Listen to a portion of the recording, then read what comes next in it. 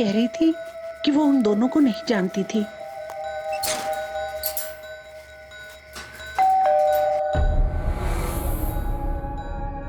उसने आई होल में से उनको देखा था।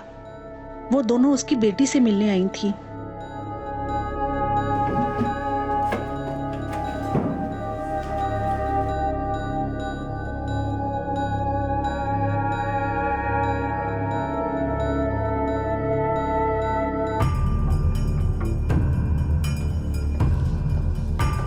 ये दवाई? ये एंटी डिप्रेशन पिल्स हैं सर, और इनमें से कुछ एक स्लीपिंग पिल्स भी हैं। मैडम, शारदा जी ने सुबह 4 बजे अरुण को फोन करके यहाँ बुलाया। फिर अरुण ने हमें यहाँ आने के लिए कहा।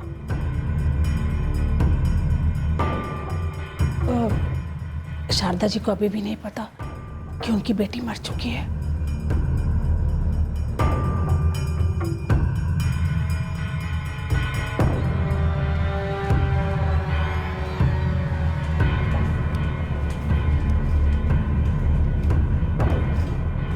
सुबह 4 बजे जब उनका फोन आया तब उन्होंने बताया नहीं कि क्या हुआ? मैडम वो बहुत घबराई हुई थी, इसलिए मैं भी डर गया।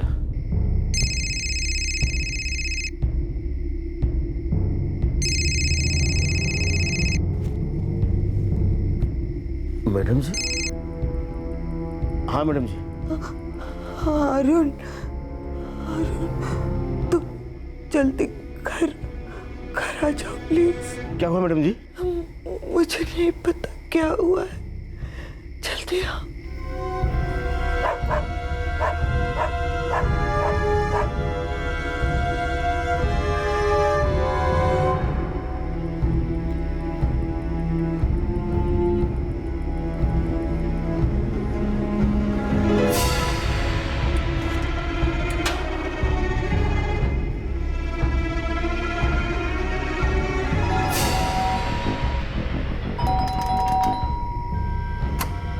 कौन है? साहब, अरुण। क्या इतनी सुबह? शारदा मैडम को फोन आया था, उनके घर कुछ हुआ है। क्या हुआ है? पता नहीं साहब, वो बहुत घबराई हुई थी। मुझे बहुत डर लग रहा है साहब। आइए साहब। चाबी है तेरे पास? हाँ साहब, चाबी है मेरे पास। आइए चलो।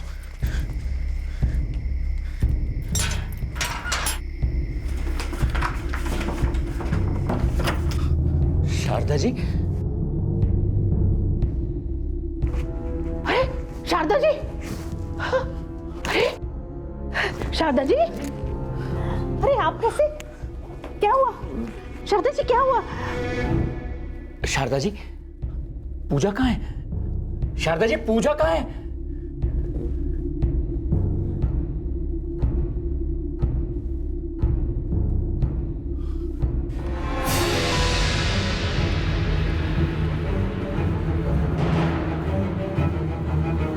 शारदा मैडम और भूपेंद्र साहब का ड्राइवर हूँ।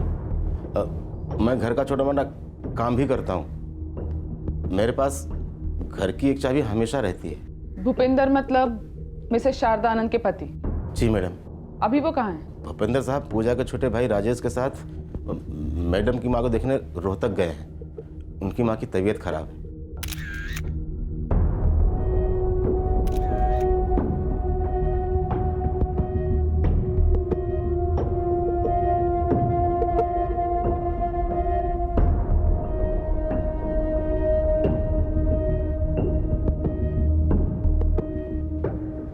सेल्फ लॉकिंग डोर है मैम।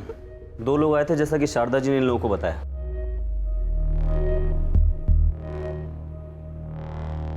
जो काम करने आए थे वो किया और फिर जाते जाते दरवाजा बाहर से बंद कर दिया होगा। मैडम, घर में चोरी हुई है। अलमारी, तिजोरी सब खुला पड़ा है और खाली है। Any fingerprints? नो मैम, पूरे घर में किसी के फिंगरप्रिंट्स नहीं मिले मैम। मैडम जी, मैंने भूपेंद्र जी को खबर कर दी है और वो वापस आने के लिए निकल भी चुके हैं। पर समझ में नहीं आ रहा शारदा जी को कैसे बताएं, उनकी बेटी मर चुकी है।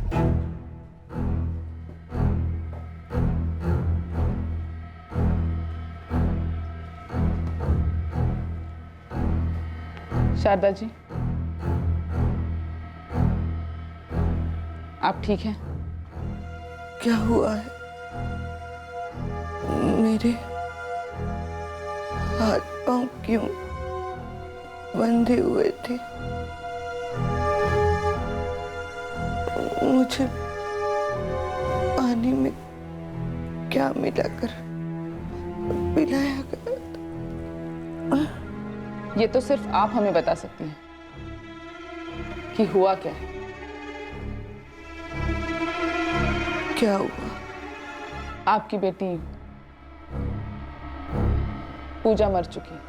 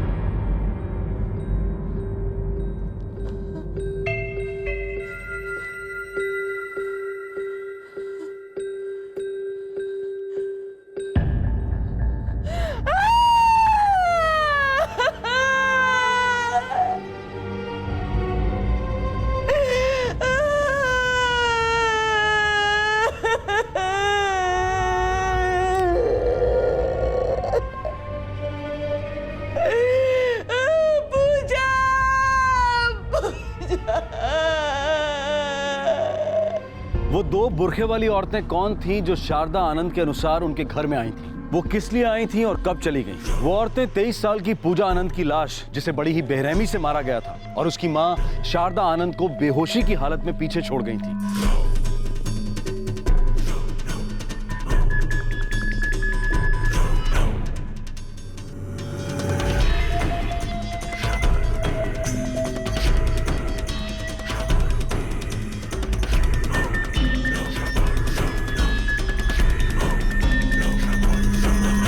मौत लगभग 12 घंटे पहले हुई है। कितने बार हुए हैं? एक ही। मैम, शारदा जी के पति भूपिंदर वापस आ रहे हैं। वो दोपहर तक यहाँ पहुँच जाएंगे।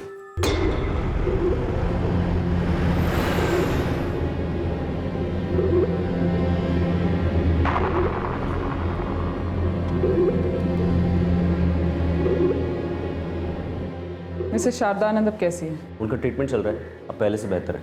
मेरे ख्याल से वो बात कर सकती हैं।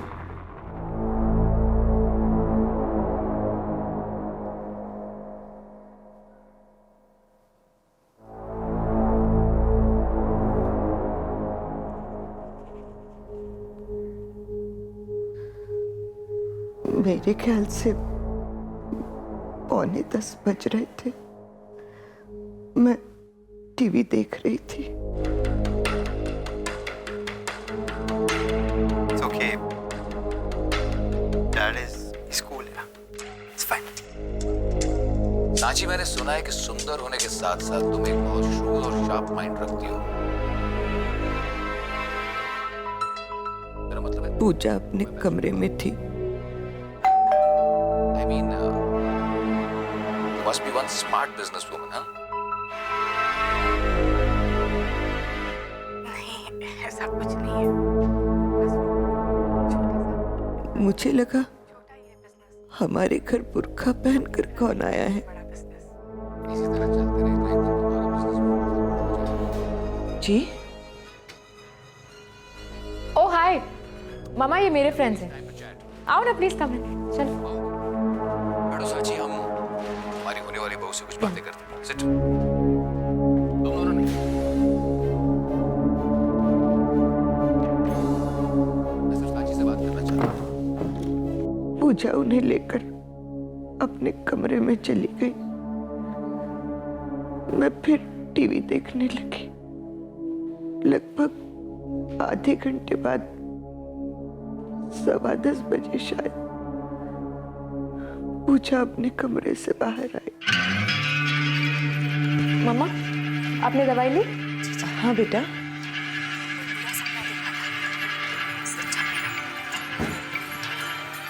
जब मामा ये पीजिए और सो जाइए।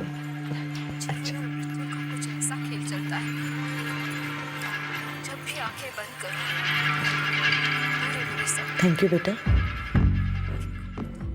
मैंने शायद 10-15 मिनट और टीवी देखा होगा कि मेरी आंखें भारी होने लगी।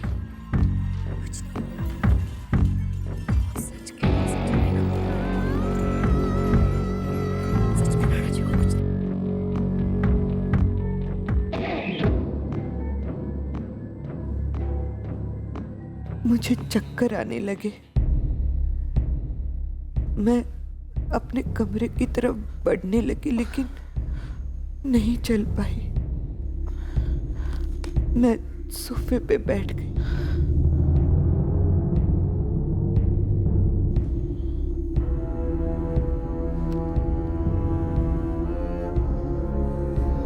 पता नहीं कब मेरी आंख लग गई। जब आंख खुली तो देखा मेरे हाथ पांव बंधे हुए थे।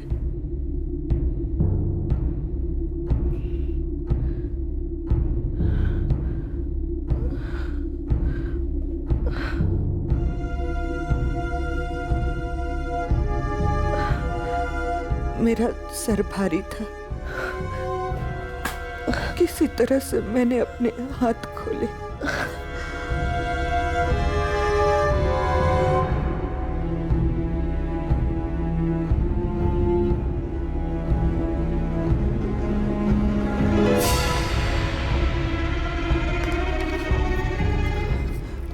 मैं पूरी तरह होश में नहीं थी। किसी तरह से मैंने अरुण को फोन लगाया और उसे घर बुला लिया।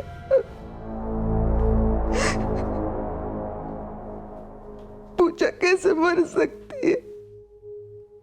वो मुझे पानी देने आई थी।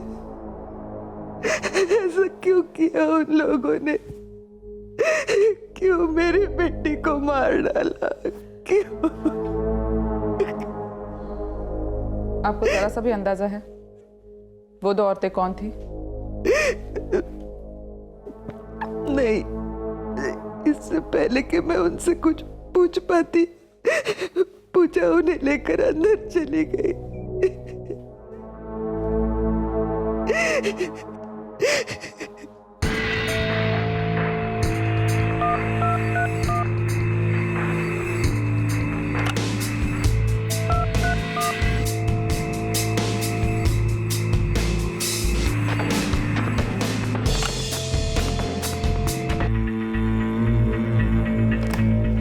मैम, पूजा के कॉल लिस्ट में या फिर फ़ोन बुक में किसी भी मुस्लिम लड़की का नाम नहीं है सिवाय एक नाम के, और वो एक लड़के का नाम है शाहिद अनवर। हो सकता है वो दोनों बुरखे वाली औरतें असल में मर्द हो और वो बुरखा पहन के पूजा से मिलने आए हो। शाहिद अनवर पूजा का बिजनेस पार्टनर है और उन दोनों का एक सॉफ्टवेयर कंसल्टेंसी का फॉर्म था। लेकिन हमें पूजा के फ़ोन में किसी भी मुस्लिम फीमेल फ्रेंड का नंबर नहीं मिला है। इतना तो हम कुछ नहीं बता सकते हैं, पर हाँ इतना कह सकते हैं कि जो आनंद परिवार है वो दूसरे लोगों से कम ही बातचीत करता था और कुछ नहीं, बस इतना ही कि वो दूसरे लोगों से ज़्यादा बातचीत नहीं करते थे। आस पड़ोस वालों से बात करो, ज़रूर कुछ गड़बड़ है। रात को तो बुरखा वाली औरतें एक लड़की से मिलने आती हैं, लड़की उन्हें कमरे में लेके जाती है, फिर पूजा अपनी माँ को पानी पिलाती है, माँ बेहोश हो जाती है, वही दो औरतें पूजा को मार के चली जाती है। घर से कुछ गहने और पैसे भी चोरी होते हैं। ये चोरी का केस नहीं है, चोरी का सिर्फ नाटक किया गया है। मुझे लगता है वो दो औरतें पूजा को मारने आई थी। मैम, बिजनेस राइवलरी भी हो सकती है। पूजा आनंद शाहिद अनवर के साथ सॉफ्टवेयर कंसल्टेंसी फर्म में पार्टनर थी।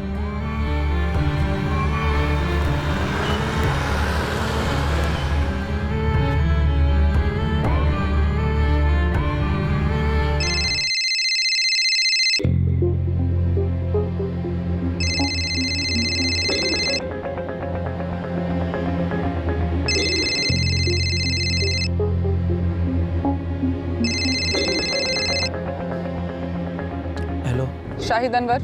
हाँ, बात कर रहा हूँ। आपको डीसीपी अमृता बख्शी। बोलिए। क्या आप जानते हैं आपकी पार्टनर पूजा आनंद का खून हो चुका है? क्या? कब? मुझे आपसे कुछ बात करनी है। सच कहूं तो वो लोग ज्यादातर लोगों से अलग ही रहते थे और इसकी वजह थी उनकी बेटी पूजा। क्यों? पूजा के साथ ऐसी क्या प्रॉब्लम थी? सर वो कुछ अलग तरह की लड़की थी, लड़कों से काफी घुल मिल जाती थी, काफी फ्रैंक नेचर की थी और बोल्ड थी। सर वो ड्रिंक भी करती थी।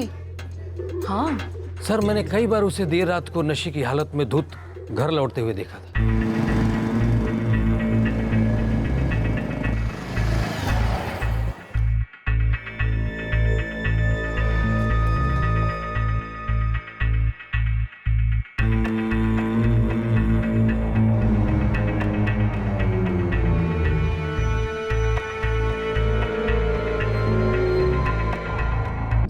देखा तो नहीं लेकिन सुना जरूर था कि शारदा जी अपनी बेटी को बहुत डांटती थी और उनके घर में झगड़े भी बहुत होते थे। आपने देखा नहीं लेकिन सुना जरूर है। किससे? सर रचना से। उनके घर में जो नौकरानी है ना, मेरे घर में भी वही काम करती है। I am still shocked. मुझे तो अभी यकीन नहीं हो रहा है। शाहिद, कल रात 6 जनवरी 2014 को आप कहाँ थे? चंडीगढ़ में था। वहाँ मेरी क्लाइंट प्रेजेंटेशन थी। आप वहाँ कब तक थे? लगभग 9:30 बजे रात तक मैं प्रेजेंटेशन में था। उसके बाद वहाँ से मैं अपने कजिन के घर चला गया था। आपके कजिन का नाम और नंबर दीजिए और जिस क्लाइंट के साथ प्रेजेंटेशन थी उसके डिटेल्स। आपका मतलब क्या है? आप मुझ पे शक कर रही हैं? जब तक आपकी कही हुई बातें साबित नहीं हो जाती तब तक।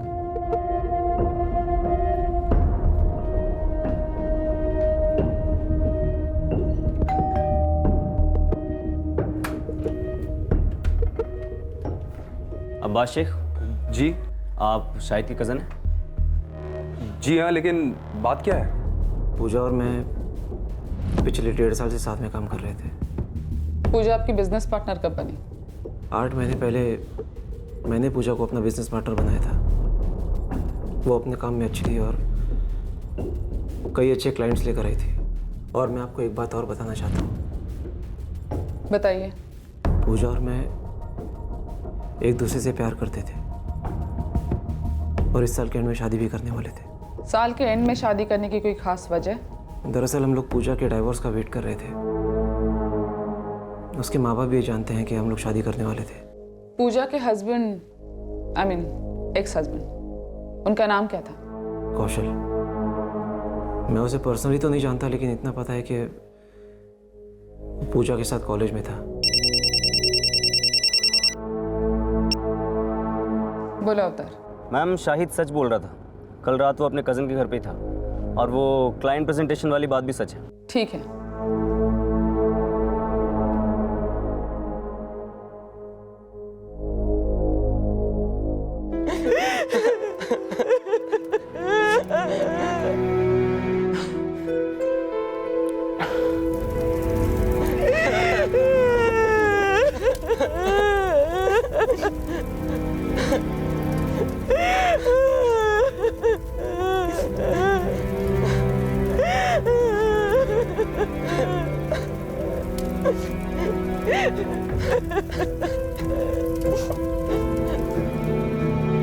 साहब, शारदा मैडम और भूपेंद्र साहब दोनों ही बहुत अच्छे इंसान हैं। लेकिन मैं पूजा के बारे में पूछ रहा हूँ, वो कैसी थी?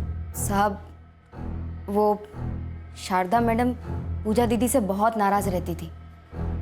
अब क्या बोलूँ साहब, उनकी बेटी उनकी एक भी बात नहीं मानती थी। ये मेरी लाइफ है मामा, मुझे जैसे जीना है वैसे जीने दीजिए प्लीज। पूजा, तुझे कुछ समझ नहीं आता है। तू खुद को बर्बाद कर रही है, हर रात ड्रिंक करके आती है। अरे क्या हो गया है तुझे? मामा मैं जानती हूँ मैं क्या कर रही हूँ, अपने आप को संभालना आता है मुझे। एक बार गलती हुई इसका ये मतलब नहीं कि बार बार गलती करती रहूंगी। और हाँ, मैं कोई बच्ची नहीं, इसलिए जो कर रही हूँ जैसे जी रही हूँ वैसे जीने दीजिए प्लीज।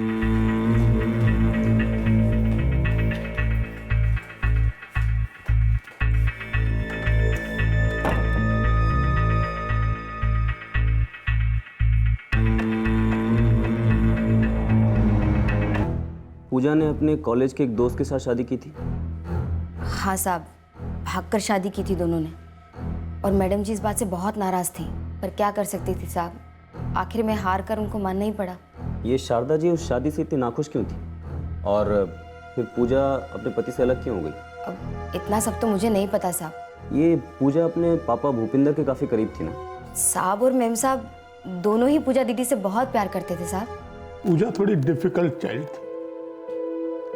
वो दूसरे बच्चों से ज्यादा इंडिपेंडेंट पर लापरवाह थी। लेकिन हम दोनों से बहुत प्यार करते थे। बुर्खा पहने 2 औरतें आई, आपकी बेटी को मारा और चली गई। आपकी बेटी उन्हें जानती थी, शायद उसी ने उन्हें बुलाया था।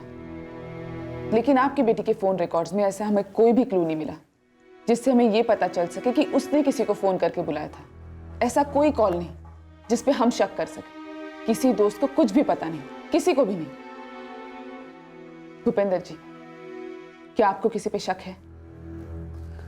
आपने कौशल और पूजा की शादी के बारे में हमें कुछ नहीं बताया। उसमें बताने जैसा बचा ही क्या है? वो शादी तो वैसे भी टूट चुकी थी। क्यों? हमें तो सिर्फ इतना पता है कि आप दोनों उनकी शादी से खुश नहीं थे। मैं एक बिजनेसमैन, अच्छा खासा नाम है मेरा।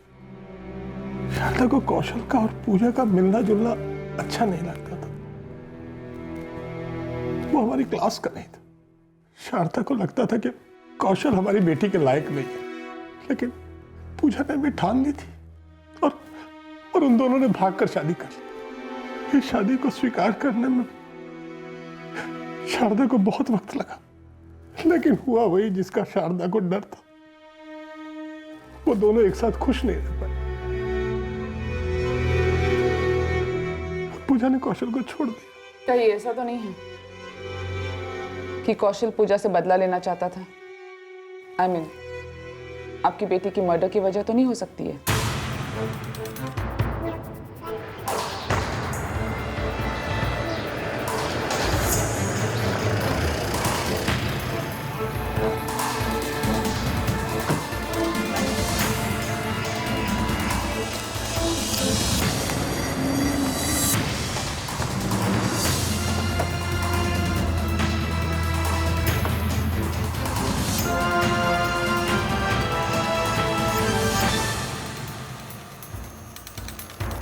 कौशल कुमार जी, मैंने पूजा की मौत के बारे में सुना। इनफैक्ट मैं खुद ही आपके पास आने वाला था।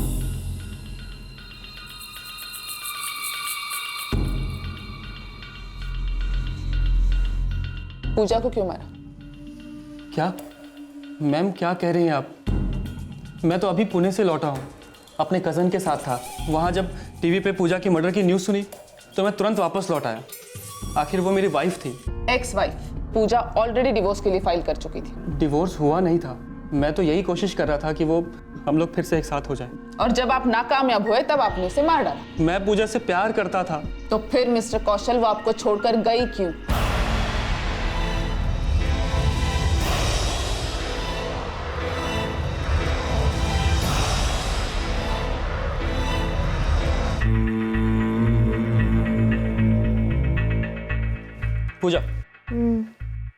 पूजा अब हमारी शादी हो चुकी है। हाँ, जो एक बहुत बड़ी गलती थी। पूजा तुम ऐसे सारा टाइम घर के बाहर नहीं घूम सकती।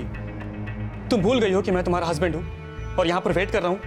मैं जब भी घर लौटता हूँ तुम हमेशा घर से बाहर रहती हो। हर दूसरी रात कहीं ना कहीं पार्टी कर रही होती हो और पार्टी के बाद तुम्हें हमेशा नए नए लड़के घर छोड़ने आते हैं। ये बहुत गलत है पूजा। गलत है तो ठीक है, मैं ये शादी तोड़ देती। वैसे भी मैं इतनी बोरिंग जिंदगी नहीं जी सकती। वो हर चीज अपनी शर्तों पर अपने ढंग से करना चाहती थी। लेकिन इसका मतलब ये नहीं है कि तुम उसे मार डालो। ये आप क्या कह रही हैं मैम? वो मुझे छोड़कर चली गई, लेकिन मैंने कभी उसे अपने दिल से नहीं निकाला था। मैं आपको कैसे बताऊं, मैं उससे बहुत प्यार करता था। दो लोग घर में आए। पूजा ने अपनी मां को एक गिलास पानी दिया और मां को नींद आ गई। क्या ऐसा हुआ होगा कि तय कुछ और था और हुआ कुछ और? जो नजर आ रहा था वही हुआ था, या फिर हुआ कुछ और ही था लेकिन अब तक नजर नहीं आया था? मैम, शाहिद के फोन रिकॉर्ड्स क्लीन है। शक करने वाली कोई बात नज़र नहीं आ रही। और कौशल भी उस रात पुणे में था अपने कज़न के साथ। मैंने खुद उसके कज़न से बात की और फ़ोन रिकॉर्ड से भी कंफर्म किया है। पूजा के फादर भूपेंद्र आनंद के फ़ोन रिकॉर्ड्स में भी कुछ अटपटा नहीं लगा। हाँ, शारदा जी को 6 जनवरी 2014 को रात 10:20 पर एक फ़ोन आया था। किसका? उनके ड्राइवर कम सर्वेंट अरुण का। लेकिन ये बात ना ही हमें शारदा जी ने बताई, ना ही अरुण ने। अरुण के पास हमेशा घर की एक चाबी रहती है और वो ये अच्छी तरह से जानता था कि घर में पूजा के पिता या भाई दोनों भी नहीं होंगे।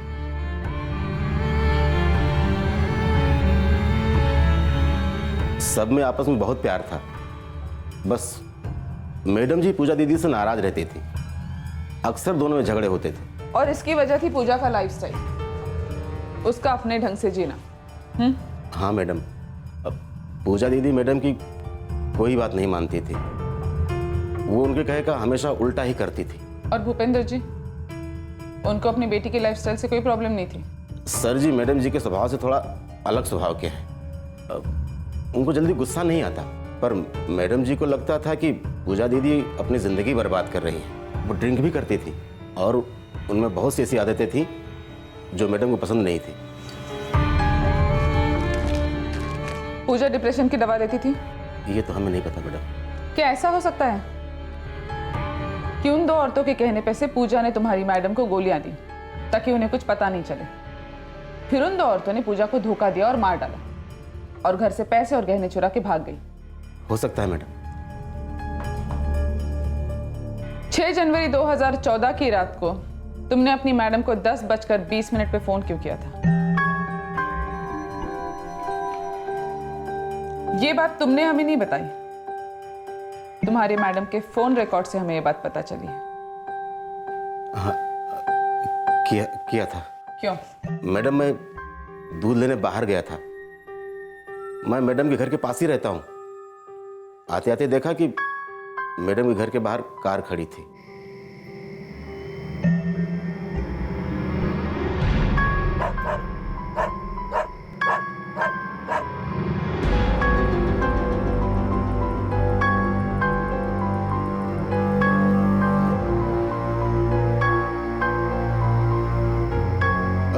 मैडम जी, आपके घर कोई आया है क्या? अच्छा। नहीं, मैंने घर के बाहर गाड़ी खड़ी देखी, इसलिए पूछ लिया। हाँ।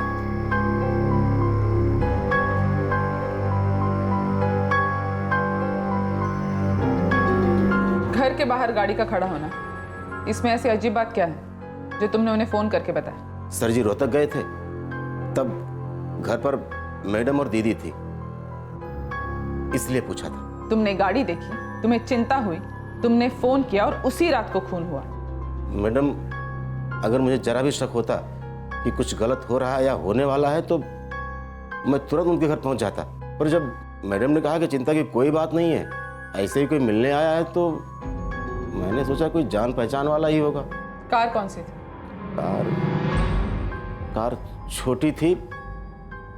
कौन सी थी ये ठीक से याद नहीं। हो सकता है वो दोनों औरतें उसी कार से आई हूँ। आपने कार देखी थी?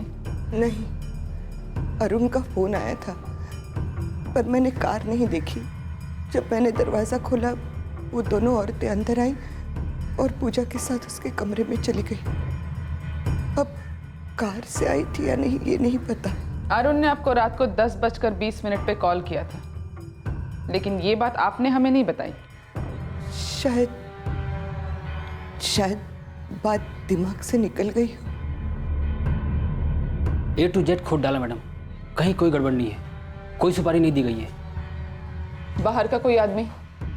अब तक तो ऐसा कुछ भी सामने नहीं आया है, लेकिन पूजा के बारे में आपने जो कुछ भी पता किया है एकदम सही है। ड्रिंकिंग करना, पार्टी करना, ये सब उसका शौक था। और ये भी सच है मैडम कि उसकी अपनी माँ के साथ नहीं पड़ती थी, और उनके कंसल्टेंसी फर्म को लेकर भी कोई पंगा नहीं था मैडम। पार्टनर के साथ अच्छी दोस्ती थी और काम में भी आड़ा तिरछा डीलिंग नहीं था। मैम, पूजा की पूरी कॉल लिस्ट को स्कैन किया, कहीं कोई छोटा सा भी ऐसा क्लू नहीं जिससे पता चले कि वो दो औरतें कौन थी। अरुण, कहीं ऐसा तो नहीं है कि वो कार वाली कहानी बना रहा है? उसने फोन किया होगा, लेकिन ये जानने के लिए कि शारदा जी जाग रही है या बेहोश हो गए? मैम, अरुण के फ़ोन रिकॉर्ड्स में भी कुछ गड़बड़ नज़र नहीं आ रही। और फिर अगर वो इसमें शामिल होता तो पूजा के पानी पिलाने के बारे में उसको पता होता। यार मतलब उन दोनों में कोई तालमेल तो होता, लेकिन फ़ोन रिकॉर्ड्स ऐसा कुछ नहीं बता रहे। अरुण उनके ही घर में काम करता है, कहीं ऐसे तो नहीं है कि प्लानिंग किसी और चीज़ की गई, टारगेट कोई और था और टारगेट कोई और बन गया।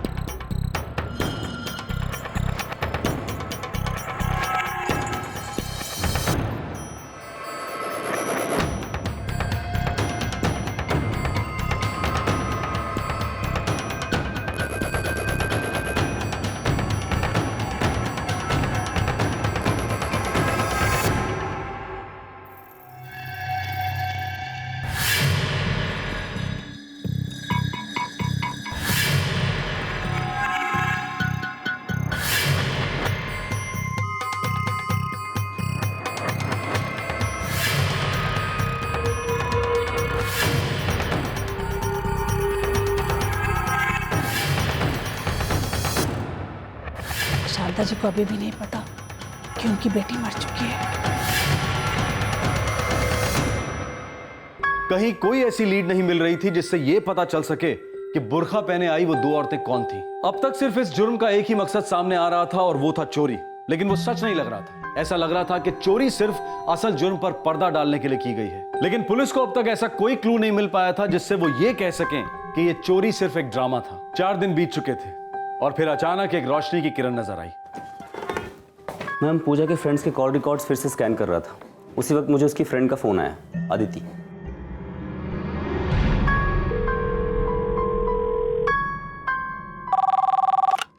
Hello, sub inspector Avtar Singh. Sir, मैं अदिति बोल रही हूँ, पूजा आनंद की फ्रेंड। यस अदिति, बोलिए। सर, मुझे आपसे कुछ बात करनी है। वो कह रही थी कि वो जानती है कि पूजा का खून किसने किया होगा।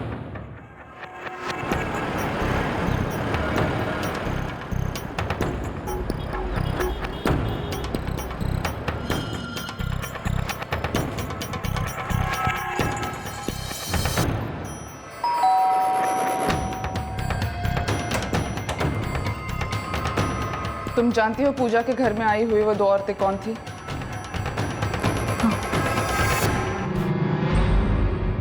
उन दोनों औरतों के बारे में कुछ बता सकती हैं आप? दिखने में कैसी थी वो? मैं जानती हूँ उन्होंने बुर्के पहन रखे थे, लेकिन उनके कदकाठी का अंदाजा तो आ गया होगा आपको। वो तुरंत ही पूजा के साथ उसके कमरे में चली गई थी। मैंने उन्हें आए होल से ही देखा था, अंदर आने के बाद भी देखा था, सिर्फ कुछ पलों के लिए।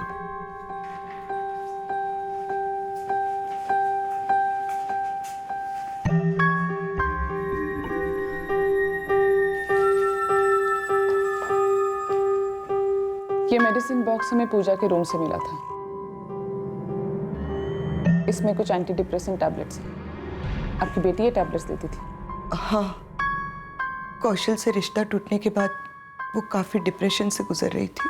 क्या कभी इन दवाइयों का ओवरडोज लेके उसने सुसाइड करने की कोशिश की थी? मैं आपको याद दिलाती हूं, करीब 2 महीने पहले इन दवाइयों का ओवरडोज लेके उसने सुसाइड करने की कोशिश की थी।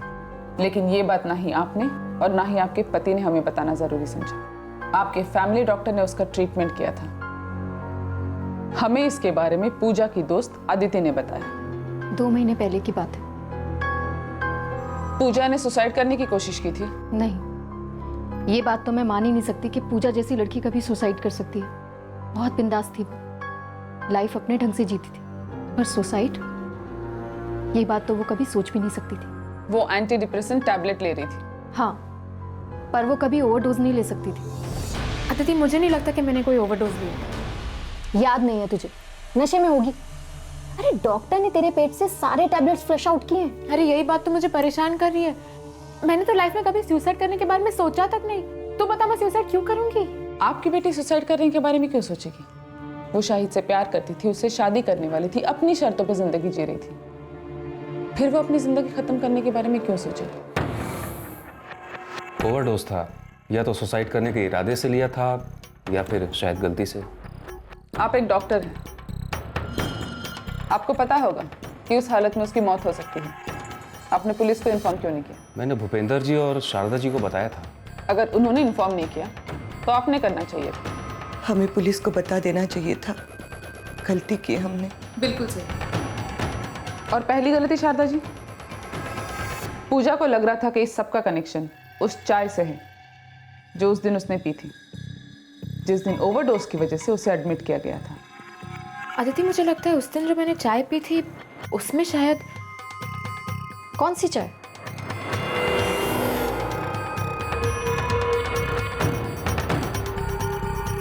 आपको क्या लगता है आपकी बेटी ने अदिति से ये क्यों कहा होगा कि उसे वो चाय नहीं पीनी चाहिए?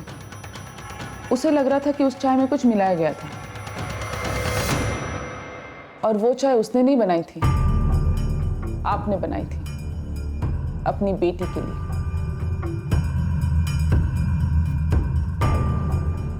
पूजा बेटा, तुम्हारे लिए चाय लाई हूं। कल रात तुम फिर देर से आई। Thank you. पूजा को ऐसा स्ट्रांगली लगता था कि वो ओवरडोज से चाय में मिलाकर दी गई थी। मम्मा को अचानक से मुझ पे इतना प्यार कहाँ से आ गया कि वो मेरे लिए चाय बना कर ले आई? अदिति, उस दिन तो मुझे कुछ समझ में नहीं आया, लेकिन अब समझ में आ रहा है कि मम्मा मेरे लिए चाय क्यों बना कर लेके आई थी। आपके कहने का ये मतलब है कि मैंने पूजा की चाय में नींद की गोलियां मिलाई थी? नहीं, ये मैं नहीं कह रही, ये आपकी बेटी को लगा था, लेकिन उसे ये लगना बिल्कुल नॉर्मल है, क्योंकि आपसे ये लाड़ प्यार वो बिल्कुल एक्सपेक्ट नहीं कर रही थी। वो मेरी बेटी थी। फिर आपने अपनी बेटी को क्यों मारा? मैं अपनी बेटी को क्यों मारूंगी? क्योंकि आप उससे नफरत करती थी। फिर भी थी तो वो मेरी ही बेटी ना। लेकिन आपको उसके जीने का रंग ढंग बिल्कुल पसंद नहीं था। आपको उसका आपकी मर्जी के खिलाफ जाना बिल्कुल पसंद नहीं था। आपको तो उसकी और कौशल की शादी भी मंजूर नहीं थी, और आखिर हुआ वही जो आपने पहले ही कहा था। वो अलग हो गए, लेकिन फिर भी आपकी बेटी ने अपनी जीने का रंग ढंग नहीं बदला। आपके मुताबिक वो कभी सुधर ही नहीं सकती थी। फिर उसने शाहिद से रिश्ता जोड़ लिया। वो उससे शादी करना चाहती थी, लेकिन आपको ये रिश्ता भी मंजूर नहीं था, क्योंकि वो आपके धर्म का नहीं था। इसका मतलब ये तो नहीं कि मैं अपनी ही बेटी को मरवा दूंगी। सॉरी, मैंने कहा आपने अपनी बेटी को मार डाला, मैंने ये नहीं कहा कि आपने अपनी बेटी को मरवा डाला। ये नया एंगल तो आपने हमारे सामने रखा है। मिसेस शारदा आनंद, आपने चाय में दवाई का ओवरडोज देकर अपनी बेटी को मारने की कोशिश की, और जब आप नाकामयाब रही तब आपने उसका गला घोटने की कोशिश की।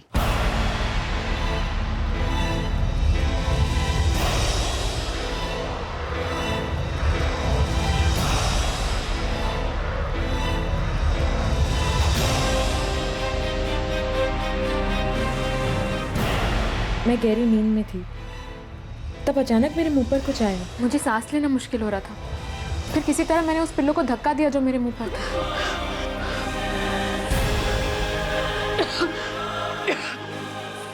पूजा पूरी तरह से हिल गई थी। वो इस बात को मान ही नहीं पा रही थी।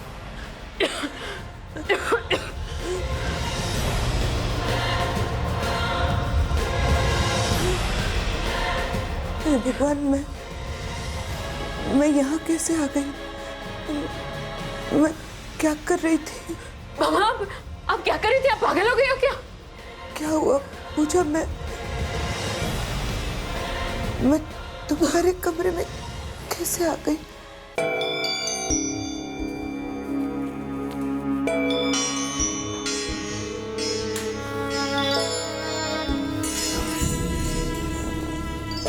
क्या हुआ बेटा? लगता है मम्मा नींद में चलते हुए मेरे कमरे तक आ गई।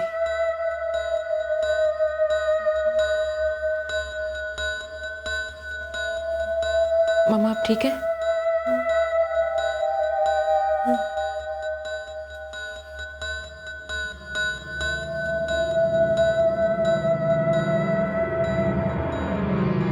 पूजा का जीने का अपना ही अंदाज था।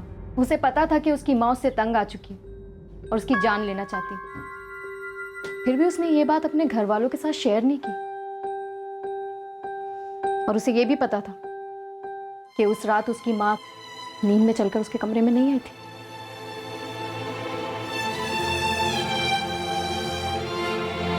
मिसेस शारदा, आपकी बेटी ने आपको पानी का ग्लास नहीं दिया था, क्योंकि वो अपने कमरे से बाहर ही नहीं आई थी। ये सारी कहानी आपने बनाई है। आपकी बेटी क्यों बुर्खा पहने औरतों को घर पे बुलाएगी? वो तो जो भी करती थी सबके सामने करती थी, खुलेआम करती थी। उसने कभी भी किसी से कुछ भी नहीं छुपाया। छुपा तो आप रही है मिसेस शारदा आनंद। वो बुर्खा, औरतें, पानी, सब कुछ आपकी बनाई हुई कहानी है, हमें गुमराह करने के लिए। असलियत तो ये है कि उस रात आपके घर में कोई औरत नहीं आई थी। हाँ, एक आदमी जरूर आया था और शायद उसके साथ एक और भी था, जिनके लिए आपने दरवाजा खोला था।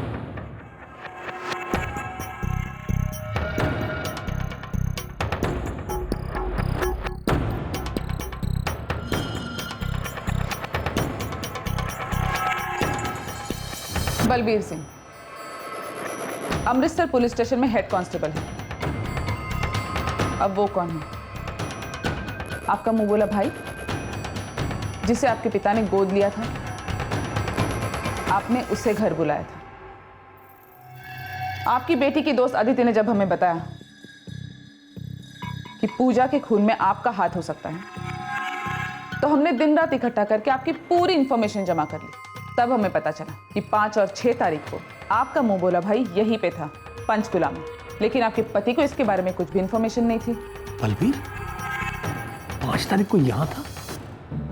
नहीं, ऐसा नहीं हो सकता। वो जब भी यहाँ आता है तो हमेशा घर जरूर आता है, और 6 तारीख को सुबह तो मैं रोहतक के लिए निकला हूँ। भूपेंद्र जी, वो यही था। पता नहीं, मुझे तो शारदा ने भी नहीं बताया। दोनों बहन भाइयों में बहुत गहरा रिश्ता है। वो जब भी पंचकुला आता है तो हमारे घर जरूर आता है। तो आपका भाई बलबीर 5 तारीख को आपके घर नहीं आया था। इसका मतलब आप चुपचाप उससे मिलने बाहर गई थी, इस खून की साजिश रचने के लिए।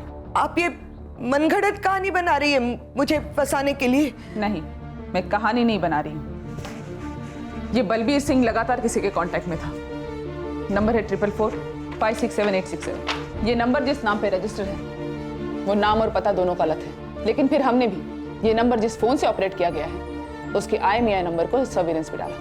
आपको तो पता है आपने क्या किया है, आपको शौक नहीं लगेगा।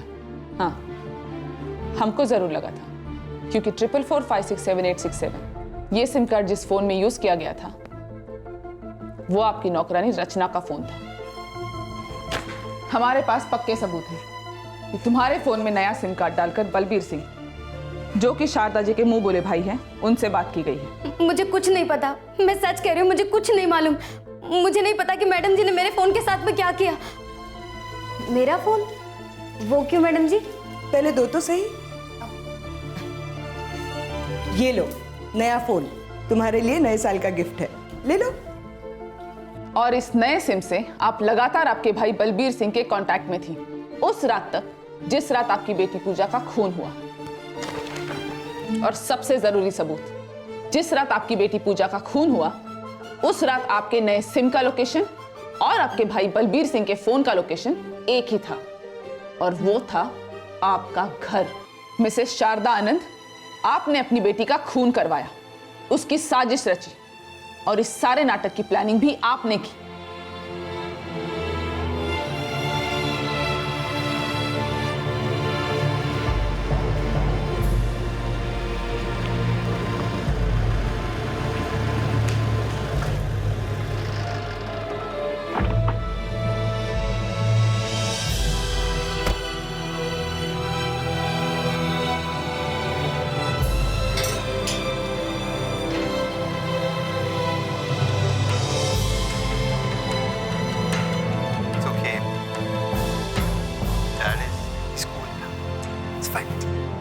वो अंदर है, पढ़ रही है।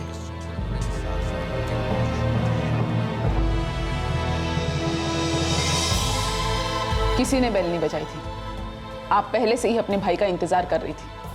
कोई बुरखे में नहीं आया था।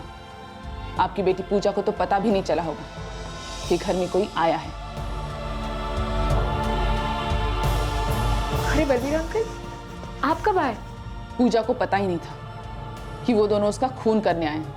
वो कुछ बोलती, मदद के लिए चिल्लाती, इससे पहले उसका खून हो चुका था। क्या बात है अंकल?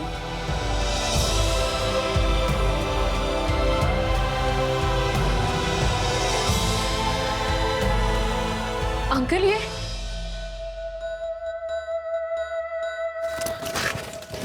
ये सब रख लो, वो गहने भी ले लो।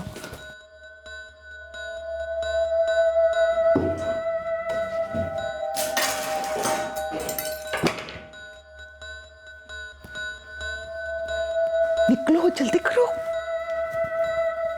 चले। वो खुद को बर्बाद कर रही थी, खुद की जिंदगी खत्म कर रही थी वो। तो इसका मतलब ये है कि आप उसकी जान ले ले। मिसेस शारदा आनंद, उसे जीने का पूरा हक था, चाहे वो जैसे भी जिए। वो जानती थी वो क्या कर रही है। वो गलत आदतों में पड़ चुकी थी, अपनी जिंदगी बर्बाद कर चुकी थी वो, पहले उस कौशल के साथ और फिर उस शाहिद के साथ। जिंदगी उसकी थी, उसे जो ठीक लग रहा था वो कर रही थी। वो बालिग थी, आप नाखुश थी क्योंकि आपको उसकी लाइफस्टाइल पसंद नहीं थी। आप नाराज थी क्योंकि वो आपकी मर्जी के खिलाफ जा रही थी। आप उस पर रोक लगाना चाहती थी।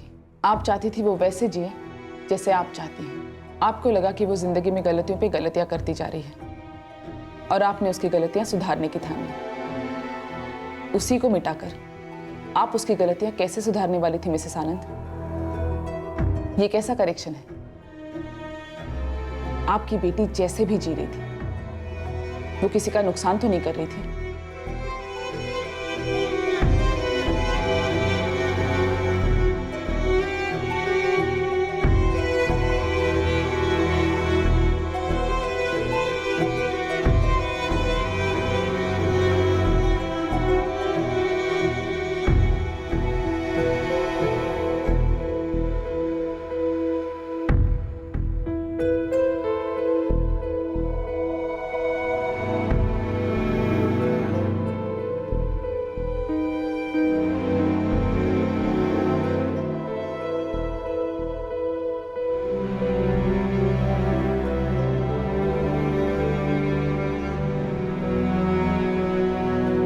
शारदा आनंद को आईपीसी की धारा 302 यानी हत्या के लिए और धारा 34 यानी कि सामान्य मकसद से कई लोगों द्वारा किए गए कार्य के तहत बुक किया गया है। वो फिलहाल न्यायिक हिरासत में हैं और उन पर चार्जशीट दर्ज होना अभी बाकी है। बलबीर सिंह अब तक लापता है। पुलिस फोर्स और उनके खबरी उसकी तलाश में पूरी तरह से जुटे हुए हैं। पूजा के पिता और भाई दोनों अभी तक शौक में हैं। पूजा के जीने का अपना अलग ढंग था और वो उसकी मां शारदा को नापसंद था। लेकिन क्या पूजा गलत थी? हाँ, माँ बाप को चिंता होना स्वाभाविक है। उनका बच्चों से बात करना, उन्हें सलाह देना, उन्हें समझाना और अगर जरूरत पड़े तो उन्हें डांटना भी, ये सब सही है। पर सिर्फ इसलिए कि बच्चे हमारे बताए रास्ते पर नहीं चल रहे हैं या फिर पूरी तरह से विद्रोह पर उतर आए हैं, हम उनकी जान ले लें? क्या ये सही है? एक कंजर्वेटिव सोसाइटी में किसी लड़की का देर रात घर लौटना, ड्रिंक करना, लड़कों के साथ घूमना कुछ लोगों की मान्यताओं के हिसाब से बिगड़ना हो सकता है। हो सकता है कि वो लड़की लोगों के बीच में गॉसिप का टॉपिक बने। हो सकता है कि उस पर तरह तरह के ताने कसे जाएं। पर इसका मतलब ये तो नहीं कि बाकी सब सही थे और वो लड़की गलत। हर इंसान को अपनी जिंदगी अपने तरीके से जीने का पूरा हक है। अपनी ही धारणाओं के, अपने ही उसूलों के, अपनी ही मान्यताओं के चश्मे से अगर हम दूसरों को देखेंगे तो हम उनकी गलतियों को सुधारने की बजाय एक और गलती कर बैठेंगे। आपसे फिर मुलाकात होगी क्राइम पेट्रोल दस्तक में एक और नए केस के साथ। तब तक अपना ख्याल रखें, सुरक्षित रहें और याद रखें, किसी की जान लेने से हम अपनी समस्याओं को नहीं सुलझा सकते हैं। जय हिंद।